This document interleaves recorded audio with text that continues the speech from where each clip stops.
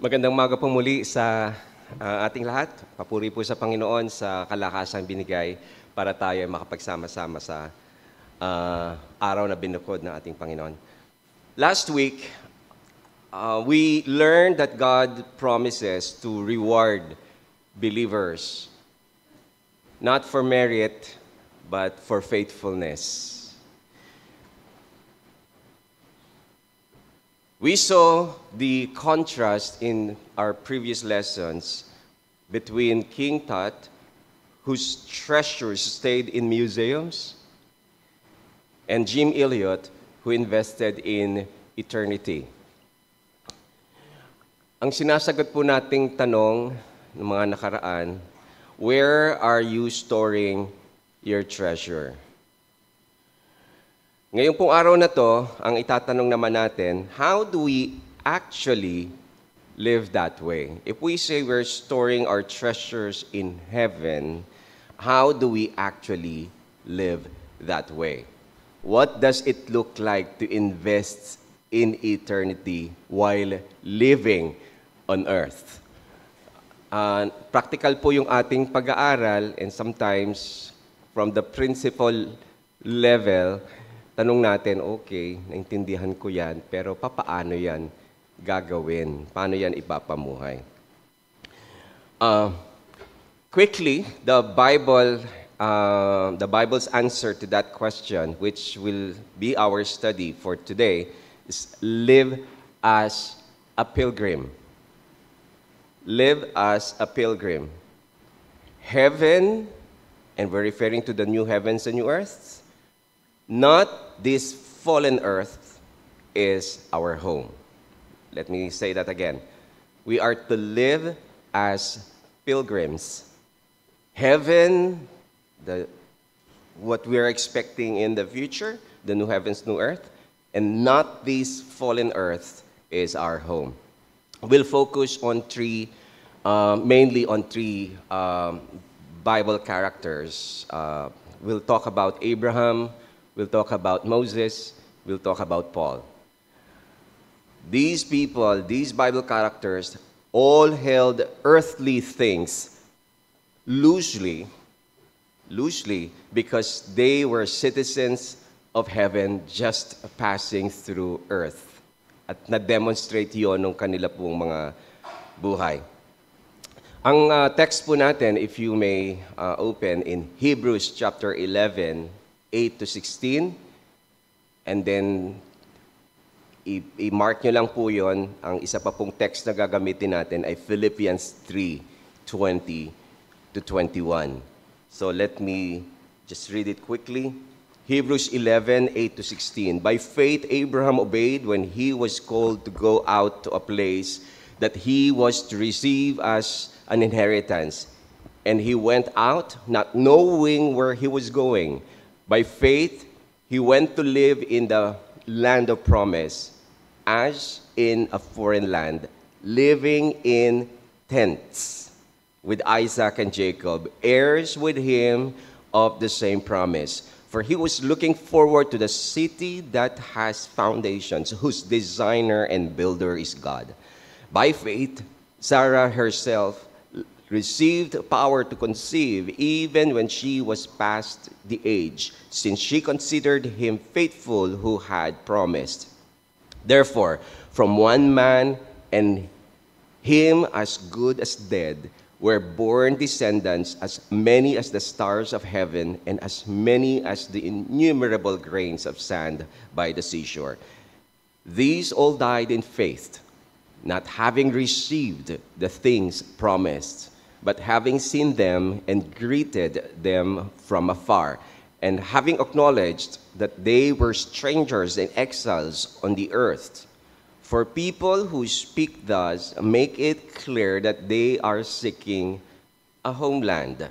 If they had been thinking of that land from which they had gone out, they would have had opportunity to return. But as it is, they desire a better country, that is, a heavenly one. Therefore, God is not ashamed to be called their God, for he has prepared for them a city. Jumping to Philippians chapter 3, verses 20 to 21, it says here, "But our citizenship is in heaven, and from it we await a Savior, the Lord Jesus Christ, who will transform our lowly body to be like His glorious body by the power that enables Him even to subject all things to Himself." Tayo po muna yung manalangin. Panginoon, bigyan mo kami, biyayaan mo kami ng talino, pangunawa, Panginoon, alam po naming sa inyo lamang nanggagaling. Bigyan niyo kami, Panginoon, ng pangunawa na magdadala sa amin sa pagsunod. Kami patawarin mo, Panginoon, sa marami naming ginawang investment sa mundo na ito na alam po naming masusunog lamang. Ngunit patuloy po kaming bigyan ng pagkakataon, Panginoon, para magbago sa aming pong pag-iisip, sa aming pong kaparaanan, at gawin, Panginoon, ang inyo pong mga pinag-utos sa amin. Salamat po, O Diyos, sa mga salita mo at patuloy na gabay sa pangalan ng Panginoong Yesus. Amen. Dalawa pong key treasure principles yung ating pong pag-uusapan paulit-ulit sa araw po na ito. Well, the first principle, heaven, not earth, is my home. That's the first key principle, treasure principle. And then the second key treasure principle is live for the line, not for the dot. Live for the line, for the dot. I'll explain that more later. So the main idea is, those who belong to Christ are pilgrims, called to live for eternity, not temporary comfort. Kung kilala niyo po si C.S. Lewis, siya po yung author ng Mere Christianity. I'd like to quote a passage, and it reads, "If you read history, you will find that the Christians who did most of the present world were precisely those who thought most of the next. Aim at heaven and you will get earth thrown in it. Aim at earth and you will get neither." So ano po yung context na pinag-uusapan dito sa quote na ito? C.S. Lewis, that is addressing a common misconception. At yung misconception na to, I would like to believe na marami sa atin ginagawa rin ito. And what is that? That focusing on heaven, pag masyado kang heavenward, pag masyadong nakatingin ka doon sa eternity, ang nangyayari, we are so heavenly minded that there no earth good. Parang kung masyado kang, ang vision mo puro langit, puro heaven, parang walang kwenta yung magiging buhay mo dito sa lupa. That's a misconception that C.S. Lewis is trying to address. He argues the exact opposite. History proves that the most effective Christians for earthly good were those most focused on eternity. Let me say that again. History proves that the most effective Christians for earthly good were those most focused on eternity. Let me give you some, examples. William Wilberforce, right? He's a British member of Parliament who, after his conversion to evangelical Christianity in 1785, just for you to have context when this happened, 1785, dedicated his life to abolishing the British slave trade. Uso po noon ang slavery. Despite facing decades of political defeat. Popular po kasi ang slavery noon. Convenient para sa mga nakakaangat. And they just don't want to remove it. It's so important for them. Katulong nila yun eh. Despite facing decades of political defeat, social ridicule, and threats to his career, Wilberforce persisted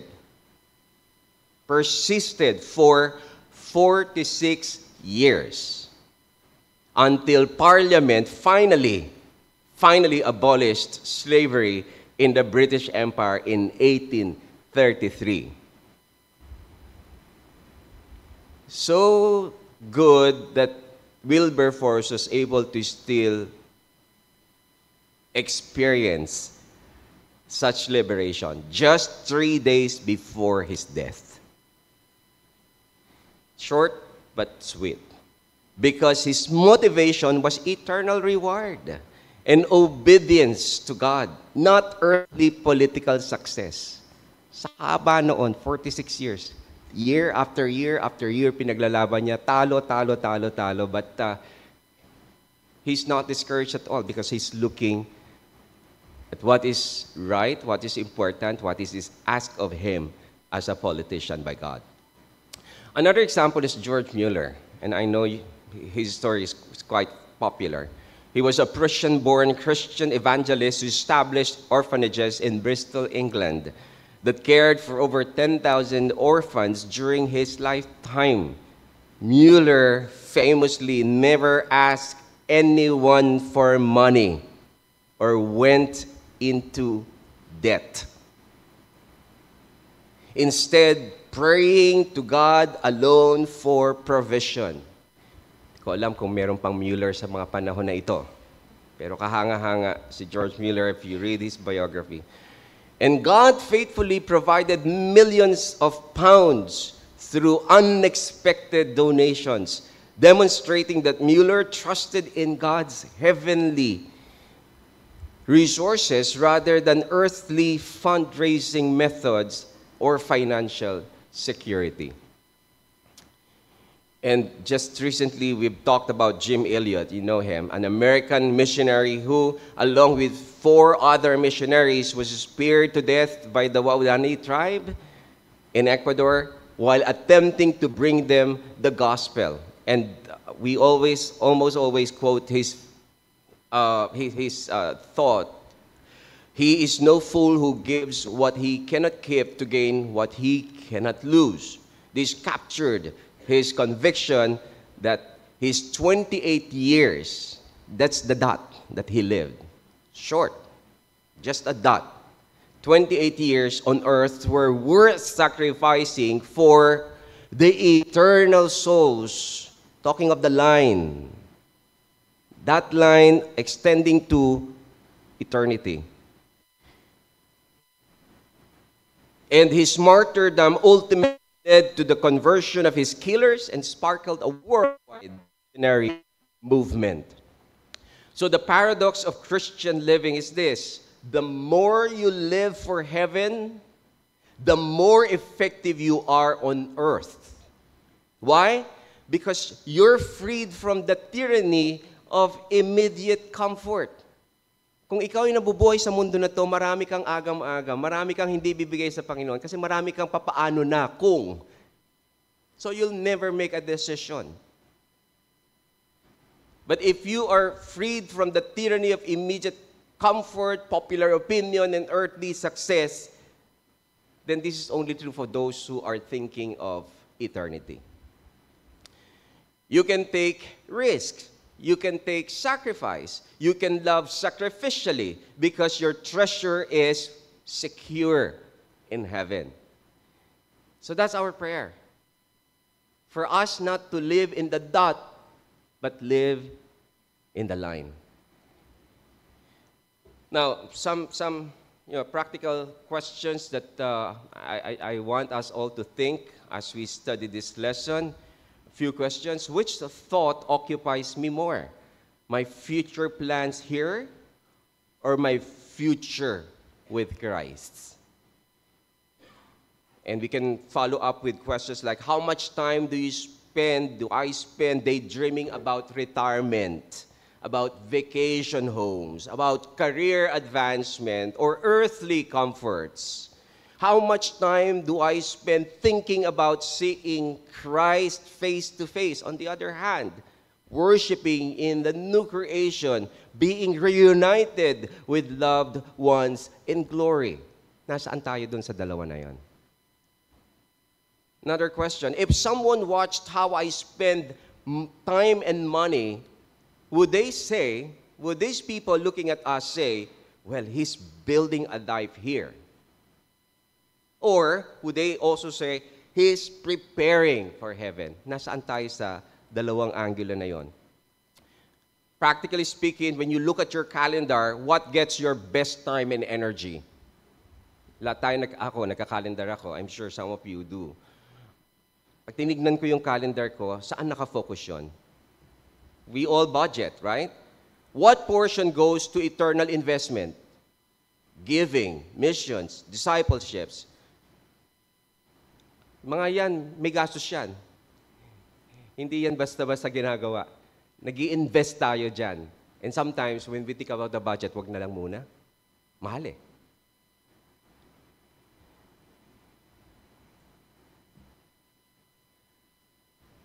What about our conversations? Do you talk more about earthly plans? Pag ba nag-break, nag-usap-usap, pinag-uusapan yung retirement. Magre-retire ka na. Kamusta? Magkano makukuha? Ganun ba? Do you talk more about earthly plans or eternal homes? Let's think about those things. What do I fear more? Losing earthly security or losing heavenly reward? Kung hindi pumapasok yung eternity, siguro oblivious tayo. Ay, baka hindi natin naiisip kung ano ba yung heavenly reward. Take note, dito ginagawa yon for you to have that there. Pero kung nakalimutan mo, yung may problema. If you lost your job, your savings, your house, probably even your health, would you be devastated or would you trust God's provision? If you stood before Christ having wasted your one life on earthly comforts, would that horrify you more than earthly loss? What keeps you up at night? Iba sa atin, di makatulog. Saan kukuhanin yung pangkain bukas? Legit naman po yun. Nakaka-worry naman talaga yun. So, financial insecurity or spiritual unfaithfulness? So when I pray, do I ask more for comfort now or conformity to Christ? So ito po yung mga question na pag-isipan po natin as we continue our studies. So in Hebrews chapter 11, verses 8 to 16, we will be talking about Abraham and Moses, and then in Philippians chapter 3, we'll talk more about Paul as we expand this lecture. Now, in Hebrews chapter 11, 8 to 10, by faith, Abraham obeyed when he was called to go out to a place that he was to receive as an inheritance, and he went out, not knowing where he was going. By faith, he went to live in the land of promise, foreign land, living in tents with Isaac and Jacob, heirs with him on the same promise, for he was looking forward to that city that has foundations, whose designer and builder is God. Now, let's get the context here. Abraham, 70 years old, when he settled in Haran with family, security, and familiarity. Then, God called him to leave his place. Now, nung tinawag si Abraham, klaro ba kung saan siya pinapupunta? Answer, no. Sabi dun sa text, not knowing where he was going. That's quite insane in our time. Sa panahon natin ngayon, kailangan lahat areglados. Lahat nakaplansya. Lahat nakalista. From start to finish, walang bakante. May plan A ka, pag medyo bumagsak ng konti, nakakasa yung plan B at meron ka pang plan C. That's how we work. That's how we work. That's how the world works. And when we talk about Scripture, it's very counter-cultural. Very counter-cultural. We can read very clearly, not knowing where he was going. No GPS during that time, no maps during that time, no certainty of where he'd end up. Ano lang ang pinanghahawakan niya? God's promise. Just God's promise. Genesis 12:1 says, "Go to the land that I will show you." So, may promise ang Diyos na may papakita sa kanyang land. Where that is, clueless. But he believes in the promise of God. Three things that we can observe here. First, he left security without knowing the destination. He left security without knowing the destination. That's in verse 8 of our texts. He went out not knowing where he was going. This is radical faith. Abraham didn't demand a detailed plan before obeying. He trusted the guide, God being his guide, more than he needed the map. He left the known for the unknown because God called him. Ito po yung mahirap sa buhay bilang mananampalataya. Hindi lahat alam na alam mo habang humahakbang ka. Not the way the world would work. Ang mundo, sigurista. Pero ang Diyos natin, alam niya lahat, kaya pag nag-utos siya, it's just a matter of faith on our part. Hahakbang ba tayo o hindi? Next, he lived in tents. Anong ibig sabihin nun? Pag ikaw ay nag-pitch ng tent, ibig sabihin, yung mga nagka-camp sa atin dito, temporary. Diba? Hindi yan permanent. At any given time, pwede mong bunutin yan, pwede kang lumakad ulit. Pwede mong ilipat yan from one place to another place. That's what it is. He lived in tents, didn't make any palace. Mayaman si Abraham, ha? If he wants to, he can. Pero hindi siya nagtayo sapagkat alam niya he's going to be a pilgrim for God. By faith, he went to live in the land of promise as in a foreign land, living in tents. Think about this. God promised Abraham the entire land of Canaan. He could have built palaces, accumulated wealth, settled down permanently. Pwede naman. But instead, he lived in tents, temporary, mobile dwellings. Why? Because Abraham understood something profound. Even the promised land wasn't his ultimate home. That promised land, that Canaan land, is not his ultimate home. Hindi yun ang talagang inaasahan niya. Well, that's the promise, at least in terms of the land here on earth. Pinangako nga yun. Pero he knew for a fact that that is not it yet. Quite contrast doon sa kanyang pamangkin na si Lot. Lot chose the well-watered plain and moved where? Sa labas muna ng Sodom, and then later we realize he's already in Sodom. He wanted to settle down in Genesis chapter 13. Abraham lived in tent as he knew he was just passing through. Quite the opposite. This is the doctrine of pilgrimage. Believers are strangers and exiles on the earth. Verse 13, we don't put down deep roots here on earth because this isn't our home. Tandaan po natin yon. Paulit-ulit na sasabihin to, tatango tayo ng tatango, pero at the end of the day, we still store our treasure here on earth. That's the sad commentary. We still trust what we have in the banks. We still trust our work. We still trust people, our networks of people, when we should only be looking at God. Reflecting on John Calvin's teachings, and I quote, we must live in the world but as guests, ever ready to depart. Let us therefore hold earthly blessings with a loose hand, knowing that God has not promised to continue them to us beyond the present life, unquote. So, what tents versus palaces are we building between the two? Are we thinking of our tents here, or we are really trying to have as many palaces as we can? Are we accumulating as though we're going to be here forever? Or are we holding earthly things lightly because we're just passing through? Isipan po nating maigi.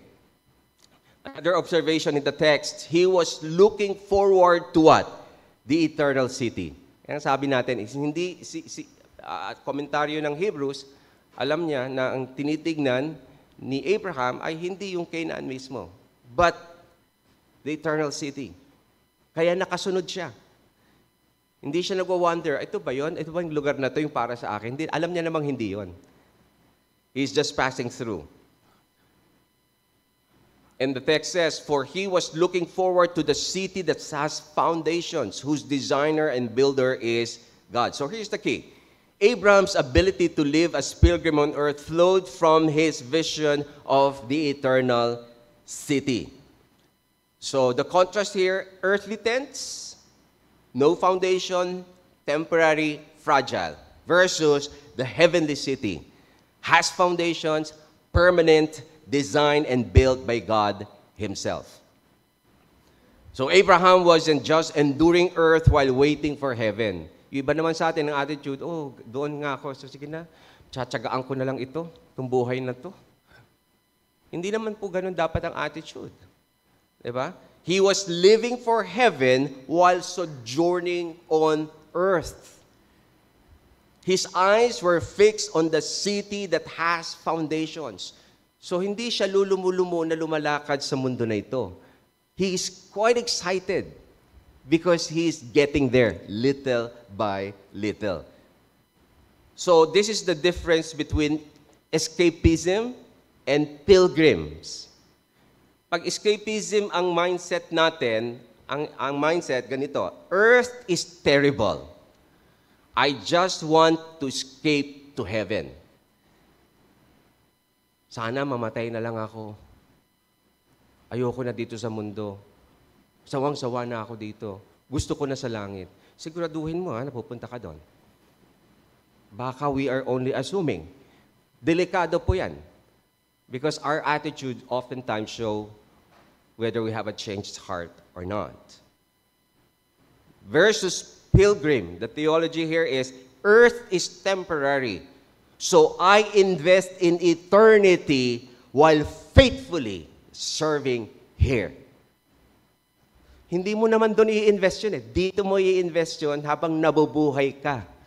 And then you'll be ushered into eternity. So hindi tayo pa pwedeng talunan dito. This is where we're going to invest for eternity. So the model is, Abraham teaches us to hold earthly possessions lightly. Yun lang yung ating dapat na paghandaang maigi. When we start to accumulate, let's always think, why is God giving me this for? Ano ang paggagamitan nito? And not just to store it in my barns. You know the story. Faith always looks beyond visible providence to eternal promise. So that's the first thing that we're going to see as far as Abraham is concerned. Let's move to the next part, verses 13 to 16. These all died in faith, not having received the things promised, but having seen them and greeted them from afar, and having acknowledged that they were strangers and exiles on the earth. So that's the thing. We are only but strangers and exiles on the earth. For people who speak thus make it clear that they are seeking a homeland. If they had been thinking of that land from which they had gone out, they would have had opportunity to return. We'll talk more about that. But as it is, they desire a better country that is a heavenly one. Therefore, God is not ashamed to be called their God, for He has prepared for them a city. So we are strangers and exiles in verse 13. The patriarchs, Abraham, Isaac, Jacob, confessed that they were just that. So this wasn't a complaint. Hindi sila nagko-complain. It was a confession, a deliberate public acknowledgement of their identity. Sino ako at ano ang buhay ko sa mundo na ito? I'm but a pilgrim. That has to be made clear. They said it with their words and demonstrated it with their lives. Pwede nagsasabi tayo, pilgrim tayo, pero accumulate ka na accumulate, parang hindi ka naalis sa mundo na ito. That is so sad. They demonstrated it through and through. They lived in tents. They held possession loosely. They made decisions based on eternity, not earthly comfort. They testified, we don't belong here. We're citizens of another country. That's very clear in the text. So there are strangers, foreigners, aliens, visitors. That's how it is. There are exiles, temporary residents, sojourners, those just passing through. Yun ang meaning ng mga text na yun. So 1 Peter 2:11 uses same language. 1 Peter 2:11, same language. Beloved, I urge you as sojourners and exiles to abstain from the passions of the flesh, which wage war against your soul. That's how we should be thinking about this life. So what are the signs that we've made ourselves to at home? Kung masyado na tayong comfortable dito, so what are the signs? We're devastated when earthly comforts are threatened. Pag yung earthly comforts mo natitreten, devastated tayo. Di pwede yan, di pwede yan. You can't imagine giving up earthly security for kingdom purposes. Lahat tayo may iba-ibang pagkatawag. Pag binago ng Diyos yung path natin, are we to obey or are we to complain? You're more concerned with building a comfortable life here than investing in eternity. Paano ka pa may improve ang buhay ko? Paano ko pa maaayos yung lugar ko? Walang masama po sa pag-ayos ng lugar, don't get me wrong. Ang sinasabi ko, dahil sa ang thinking mo, nandito yung hope mo. That's the thinking, then there's a problem. You fear losing earthly things more than wasting your one life. Think about those things. Ang direction dapat ng mga puso natin ay katulad nung kala Moses, kila Abraham, patriarchs, seeking a homeland, verses 14 and 15. For people who speak thus, make it clear that they are seeking a homeland. Notice, they're seeking a homeland, and this means actively pursuing, longing for, moving toward. Yun dapat yung attitude ng puso natin. The hearts aren't divided. Pursue ko ba to, heavenly or eternity, in the kingdom building? Pero ang daming problema niyan eh. You know, we should not be having that divided heart, divided mind. They're not trying to have both earth and heaven.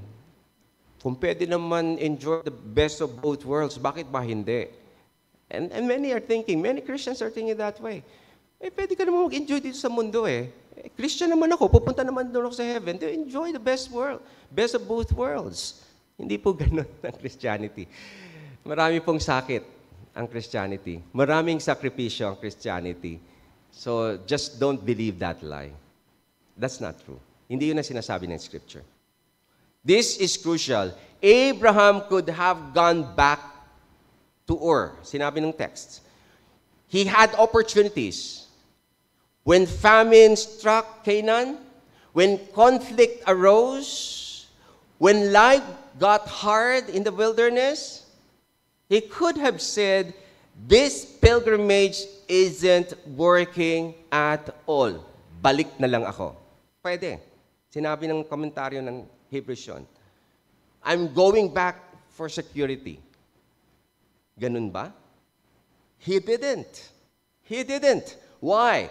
Because his heart wasn't divided. He wasn't looking back. He was looking forward to that city God has prepared for them. There's that danger of looking back. Alam natin, marami tayong story mababalikan. And remember Lot's wife? She looked back at Sodom and became pillar of salt. Jesus himself warned and took this particular passage. Remember Lot's wife. Whoever seeks to preserve his life will lose it. Luke 17:32 to 33. The Lord himself has given that warning. Kumakapit kang maigi sa mundo na ito, sige lang, kapit ka lang. Gugunawin ng mundo ang lahat ng ito.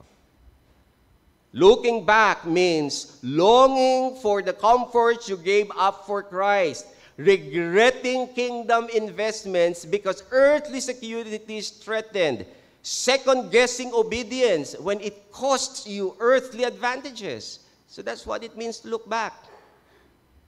But we are to look for that better country in verse 16. But as it is, they desire a better country that is a heavenly one. The patriarchs were settling for Canaan. They desired something better, a heavenly country.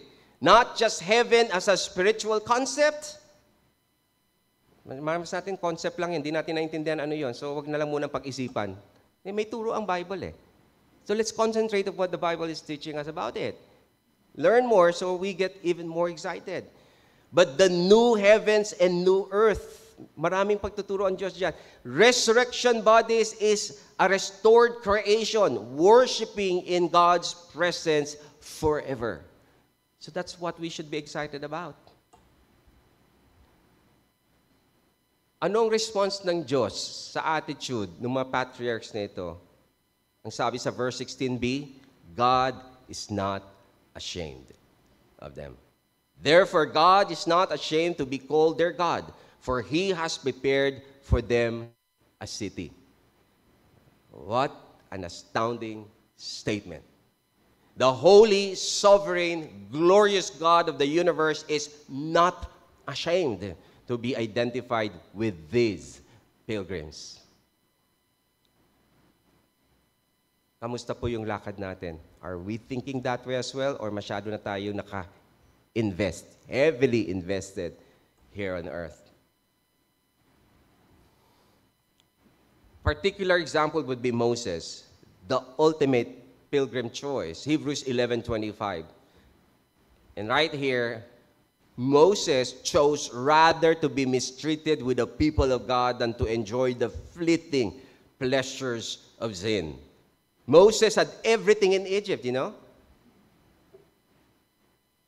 Adopted by Pharaoh's daughter, education in all the wisdom of Egypt, wealth, power, comfort, security.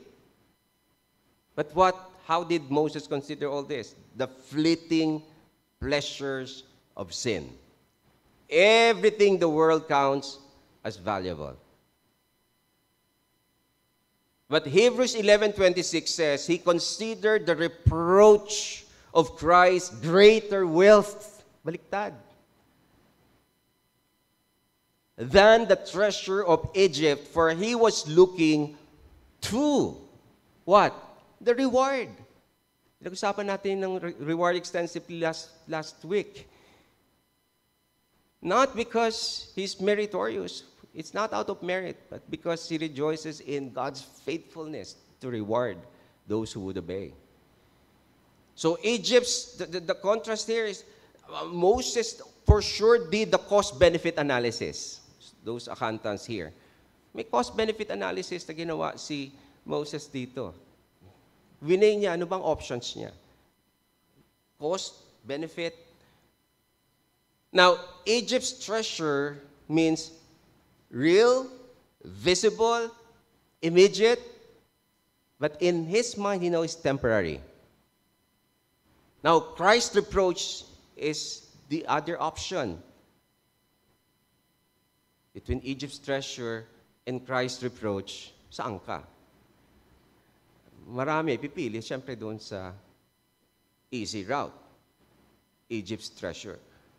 Pero Christ's reproach, anong cost-benefit analysis ito? Costly? Yes, it is costly. Painful for sure.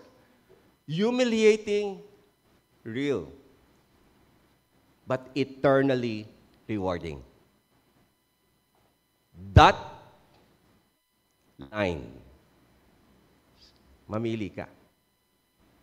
75, 80, 90, parang Enrile ka, 101.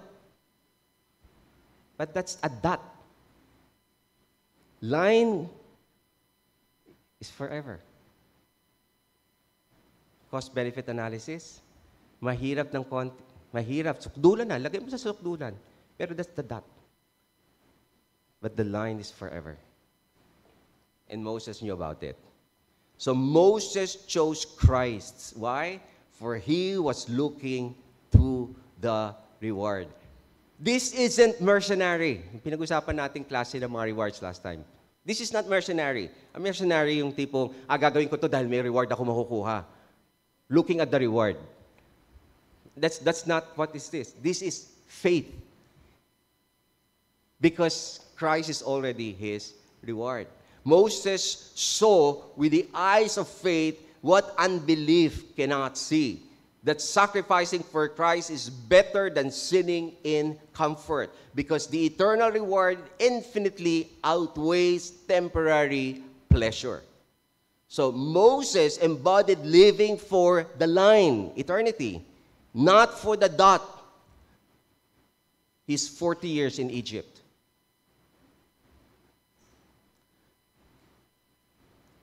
Let's move on to the life of Paul.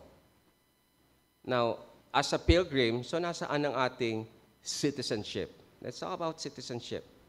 Philippians 3:20-21 again. But our citizenship is in heaven, and from it we await a Savior, the Lord Jesus Christ, who will transform our lowly body to be like His glorious body by the power that enables Him even to subject all things to Himself. Context. Paul is writing here to the Philippians from prison. He's suffering for what? For the gospel. His circumstances are what? Uncomfortable, uncertain, and humanly undesirable. Yet, he writes Philippians 4:4 with joy. Yun yung kaiba. Yung totoong Kristiyano, hindi mo yan basta makukulong. Hindi mo yan basta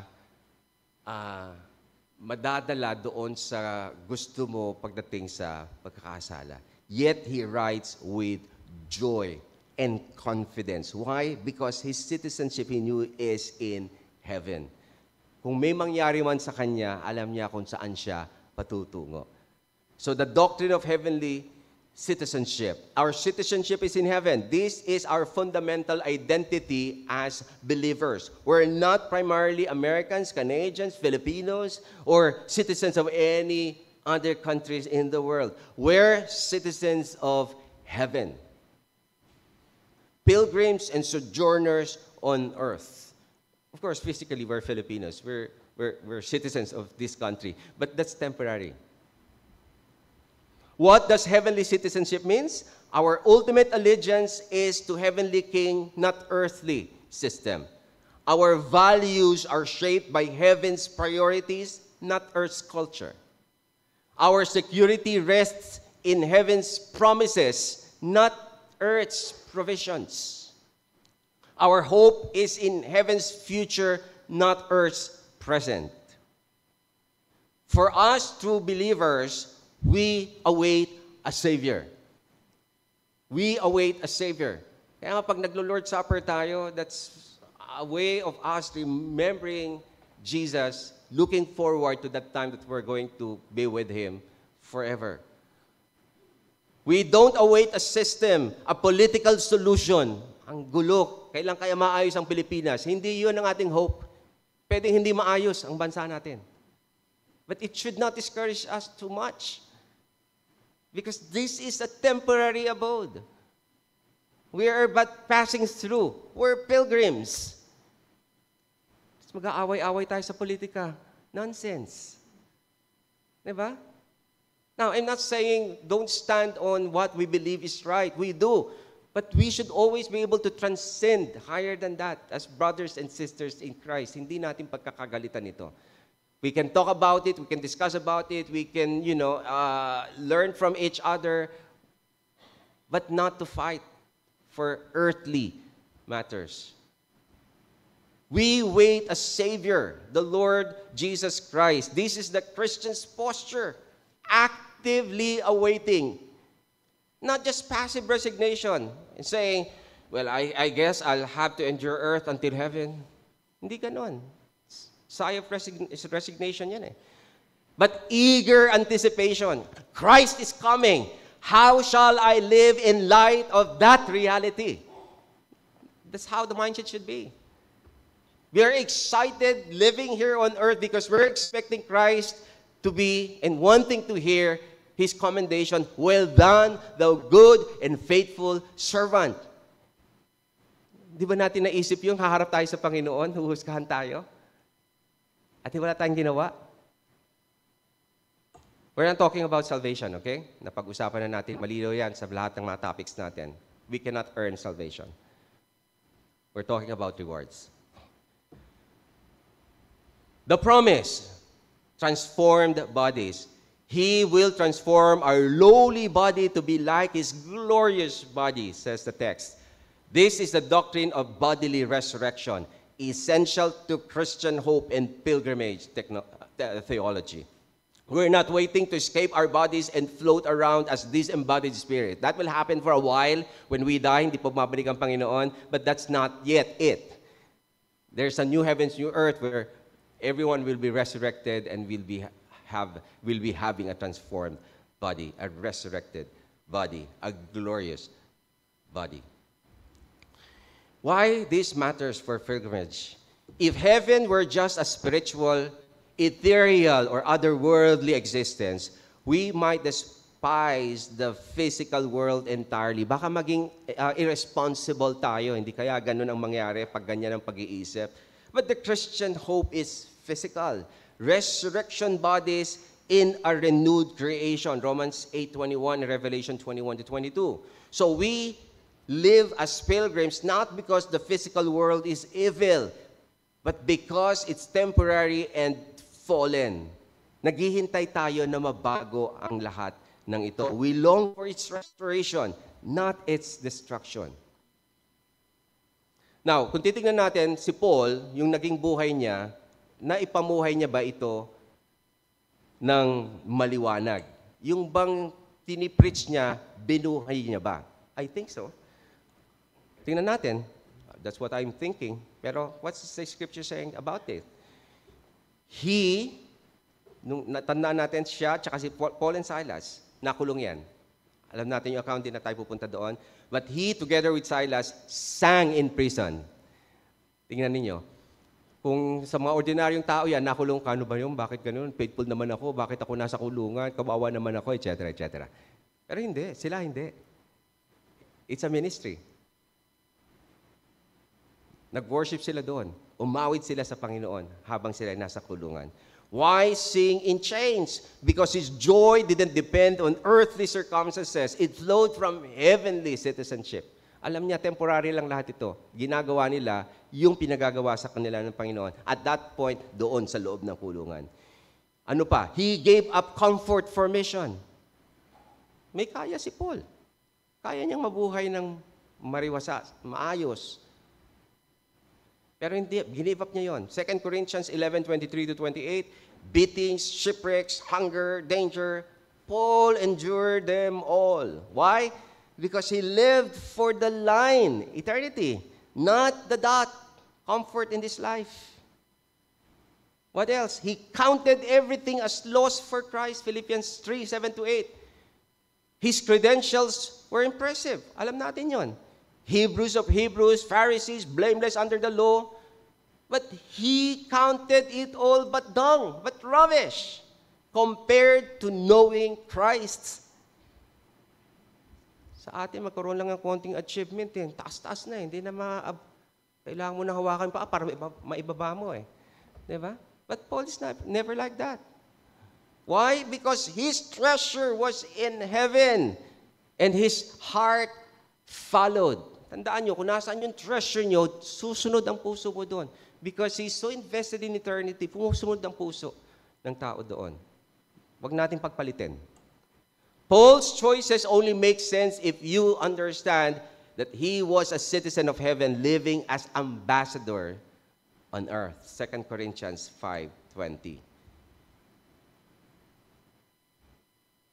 Don't have time, but let me just close with, talunan ko na lahat ito. Marami pa, mga 10 pages pa to. Saka na natin pag-usapan yung iba. But let me just go through some applications. Yan. Tinatalunan ko na po lahat, dala lang po magre-reklamo na kayo. Practical application. Let's reflect. Let's identify one habit that roots you too deeply in the dot. Let's ask ourselves some questions. What earthly comfort have I made essential to my happiness? What earthly security am I clinging to instead of trusting God? What earthly pursuit is consuming my time, energy that should be invested in eternity? Maybe few examples, scrolling through social media for hours, consuming content that feeds earthly mindedness. Ang daming sinasabi sa atin. Pasok ng pasok. Ang dami-daming sinasabi ng social media sa atin. Punong-puno. Alam natin lahat ng nangyayari. Bible, kamusta?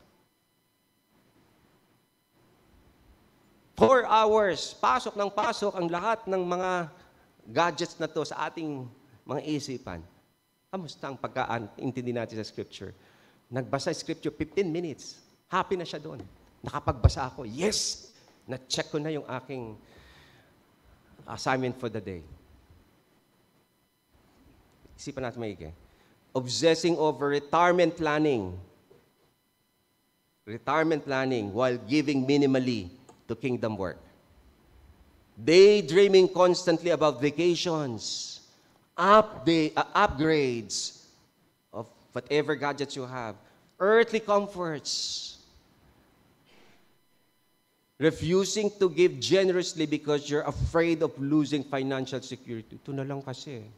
Think about the widow's mite. Avoiding kingdom risk because you're too comfortable in your earthly routine. Ito na yung nakasanayan ko, okay na ako dito, komportable na ako, huwag niyo na akong guluhin. If you can write it down, well and good. And then start thinking about eternity. Let's redirect. This week, do one pilgrim act. Do something that would clearly say, heaven is my home. We can think about 3 categories. Simplify, give, and serve. Under simplify, give away something you're holding too tightly. Tagal nang nakadisplay dyan, hindi mo naman ginagamit, walang pakinabang, pero maaaring yung iba, kailangan, bigay mo na. Downsize in an area where you've been accumulating. Do fasting from comfort you've made essential. Social media, entertainment, convenience, name it. Do fasting from those. Give. Give financially to kingdom work, missions, local church, a believer in need. Marami yan. Marami yan. Kulang ang resources mo. If you think you have a lot, but it doesn't mean that you cannot. Think about the Macedonian churches. Bigay sila kahit na napakahirap nila. Give sacrificially an amount that requires you to trust God's provision. Kaya hindi tayo makapagbigay sacrificially kasi nandoon yung security natin. Trust God more. Trust the giver. Trust the one who promised. Give with joy. Yung attitude natin, isa pang dapat na ayusin. Give with joy. God loves a cheerful giver. 2 Corinthians 9:7. And on serving, serve in a way that costs you earthly comfort, but invest in eternity. Volunteer your time for gospel ministry. Mentor a younger believer. Care for someone who can't repay you. Huwag ka magpautang kasi mababayaran ka nun. Kung talagang nahihirapan yun, bigay ka na. Huwag ka na rin humingi ng return. What's the point? Do something tangible that declares, I'm a citizen of heaven just passing through on earth. And let's do that with much joy. Let's pray. Our Heavenly Father, we thank you for the many lessons you are teaching us.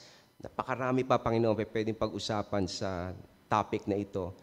We don't have all the time in the world, but we thank you, Lord, for the short time we had that you have taught us through your word what it means to live for eternity. Salamat po at pinupuri po namin kayo sa inyo pong pagtuturo. Sa pangalan ng Panginoong Yesus. Amen.